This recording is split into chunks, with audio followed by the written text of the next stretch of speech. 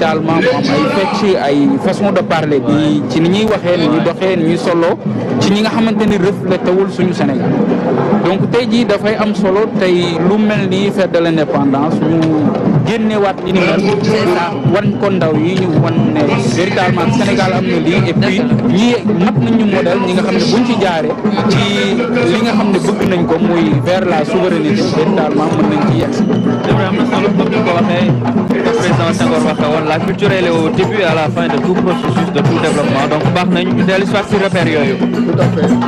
La culture c'est ce qu'on a de plus cher même li ñuy wax souveraineté industrie développement loolu yëpp base bi mooy sa fierté nationale base bi mooy nga xam yaay kan sa identité foo jógee dégg nga base boobu moo la mën a permettre yow nga mën a vraiment projeté wu dans l'avenir di am yu mel ni ay industrie défense wala di bëgg a def Sénégal horizon 2050 tant que amuñu valeurs yooyu nga xamante ne moom la suñu maam yi doon porté ñu xam suñu bopp xam fu ñu jógee xam suñu identité day jafe ñu projeté wu dans l'avenir. mais sànq dañu gis sax bi nga xam ne mooy les terroirs les royaumes yi doon jàll royaume bu ci nekk am na particularité am na singularité am na ay valeurs yoo xam ne moom lay promouvoir également loolu commissaire Diouf sànq wax na ko je pense qu'il faut que ñu dem ressourcer jiwaat que ce soit la jeunesse nga xam ne mooy l'avenir d'un pays li moom mooy lu am solo la parce que daanaka gisatuñ ko si bu gaynde ñu ngi koy gis nag ci yenn banlieue yi ci yenn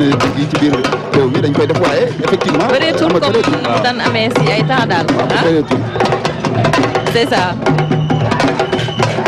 waaw lii nekk na lu rafet wax dëgg yàlla waaw suñu mbokk waa Casamance yi nga xam ne ñoom it macha allah bu dox Casamance wax culture fa la culture véritablement fekk baax wax dëgg yàlla gis nga ko mu ngoog ñi moom ñi profité di nuyuwaale suñu mbokk waa Ale Casa yi nga xam ne ambiance bi buñ ko déggee rek waaw ñii di ñëw nag c'est important on va voir les rollers là rollers yi di ñëw nii waaw rollers yi gis nga boo xoolee ku ci nekk da nga takk raaya benn réew Afrique waaw donc vraiment c'est un clin d'œil à l'unité africaine ay Zambie Gambie réew Afrique yëpp ñu ngi fii ñu ngi leen représenté fii ci rollers yi ça c'est l'unité africaine c'est le panafricanisme ñu toll ni dañu tànn un clin d'œil parce que aussi identité culturelle du rek sa réew yow kese Ouganda sax Ouganda ak variété Ouganda am nañu waaw donc vraiment dafay collé ak suñu invité yi toog invité Nigéria dégg nga ak Soudan pour wane rek ñun vision panafricaniste dafa doon loo xamante ne c'est pas seulement Sénégal mais dafa lu am solo ci réew mi commissaire dafa mel ne micro bi waaw donc comme way colonel allez-y voilà donc mu ngi noonu donc loolu la ñoo jàll noonu dégg nga Niger parce que vision panafricaniste li yëpp rek ay clin d'œil maanaam dañu wan jeunes wan ndaw yi wan force vive nation bi que ni unité africaine du rek slogan du rek lu ñu wax ni rek dafa loo xam dañ ci war a dellu di ko dund dégg nga léegi fekk bi ñuy wane ni dafay rappeler nit ñi que vision unité africaine dafa am solo. Et surtout pour matérialiser ce que vous dites Adama et mon colonel, c'est que le président de la République a créé le ministère d'abord de l'intégration africaine et des affaires étrangères. Donc ça véritablement illustre ça et cette vision du chef de l'État. Cette intégration africaine dont vous parlez tout à l'heure. Commandant. commissaire. Voilà. maa ngi ñëw commissaire kii Mamadou Diouf. Voilà.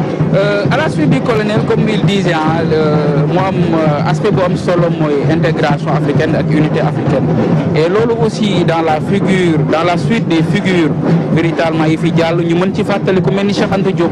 mu mel def ci liggéey bu am solo véritablement par là de la culture africaine loolu dafa nekk lu am solo li nga xam ne tey jii véritablement day matérialiser cette vision véritablement de l'intégration de l'unité africaine.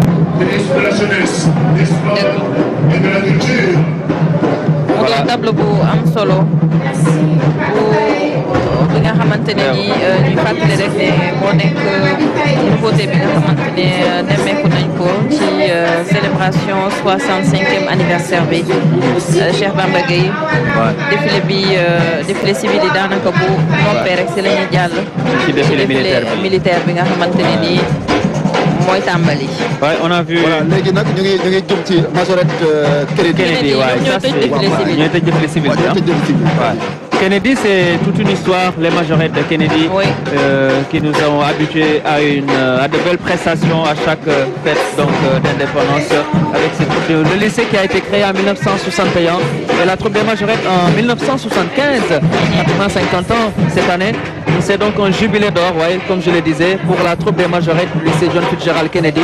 Première troupe des majorettes sénégalaise, elle a été créée par Germaine Acogny, l'emblématique Germaine Acogny, voilà, qui était professeur d'éducation physique et sportive dans l'établissement, avec l'accord bien entendu du président Senghor. Voilà. Les majorettes du lycée Kennedy, ce sont des icônes de ce défilé du 4 avril. Tout comme les majorettes de l'institution Notre-Dame, ce sont les deux qui ouvrent et clôturent donc le défilé civil. Défilé. Voilà, un très beau défilé. Maintenant, nous allons assister à la prestation des majorettes de Kennedy. On le rappelle, cette année, c'est le jubilé d'or, donc puisque la troupe a été créée en 1975, donc ça fait 50 ans. Adama Saba. Voilà, je vous laisse. Voilà. Donc, et rendre hommage également à l'emblématique Doudou Ndiaye Rose, Oui, véritablement, qui était le tambour-major des Kennedy. Absolument, absolument. C'est ça. Et c'est un legs que Ce sa sont ses famille est en enfants, train de perpétuer. C'est ça, effectivement. Ce sont ces enfants qui sont aujourd'hui, qui ont repris le flambeau. Et donc avec Biran Ndiaye Rose. Biran Ndiaye Rose, hein, major, oui, et Tafa Ndiaye Rose, qui est là.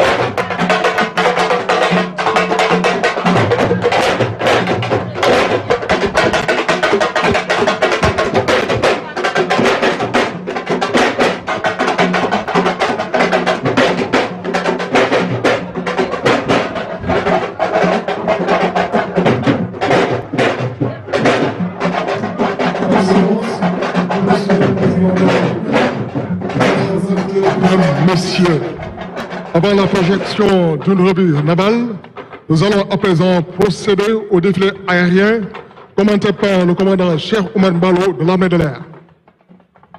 Voilà. Merci, Voilà, donc, au colonel, on a assisté à une belle prestation des majorettes de Kennedy avec ses jubilés d'or et honneur rendu également hommage à Doudou Ndiaye Coumba Rose avec ses enfants qui sont là ce matin.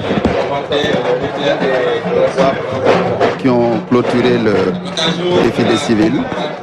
Effectivement, une très belle prestation avec une chorégraphie qui a porté sur le thème également.